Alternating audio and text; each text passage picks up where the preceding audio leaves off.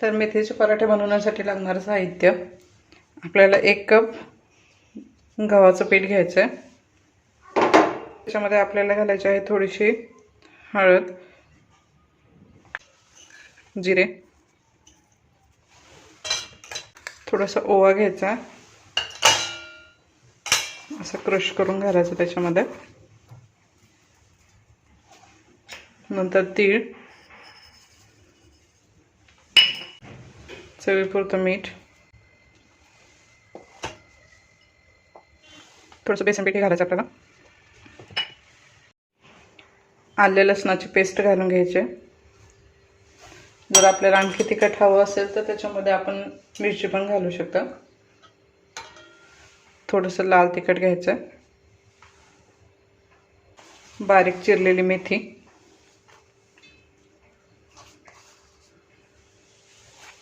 बारीक चिरलेली कोथिंबीर. यामध्येच आपल्याला आता थोडंसं दही पण घालून घ्यायचं, थोडीशी धने पावडर. याच मिश्रणामध्ये आपल्याला तेलही घालायचं.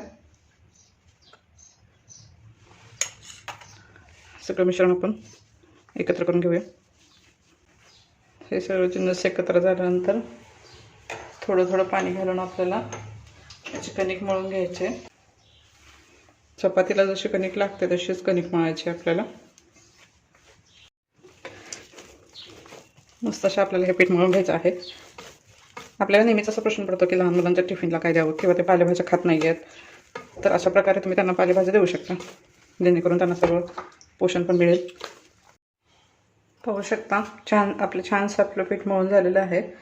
तर याच्यावरती थोडंसं तेल लावून घ्यायचं आपल्याला आणि एक 10 ते 15 मिनटं रेस्टसाठी ठेवायचं, जेणेकरून जे पीठ मळलेलं आहे ते मऊ पडेल आपलं आणि पराठे जे आहेत ते मऊ लुसलुशीत असे होते. चला तर 10 ते 15 मिनटं रेस्ट देऊन झालेलं आहे. पाहू शकता कणिक थोडीशी फुललेली आहे. तर थोडंसं तेल लावून एकदा मळून घ्या.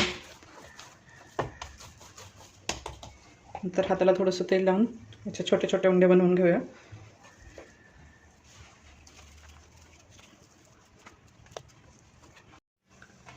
चला तर आपण हा पराठा लाटायला घेऊया.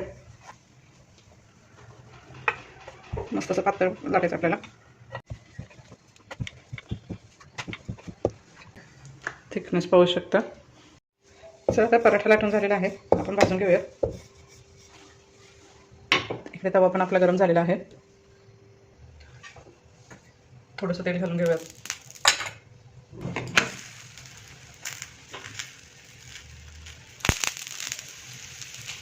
तेलाऐवजी तुम्ही इथे तुपाचाही वापर करू शकता.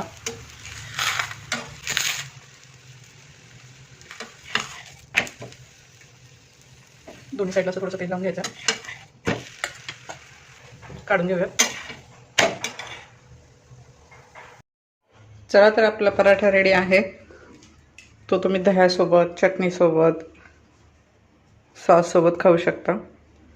माझ्या मुलीला तो दह्यासोबत खूप आवडतो. रेसिपी आवडली असेल तर नक्कीच लाईक, शेअर आणि सबस्क्राईब करा. थँक्यू.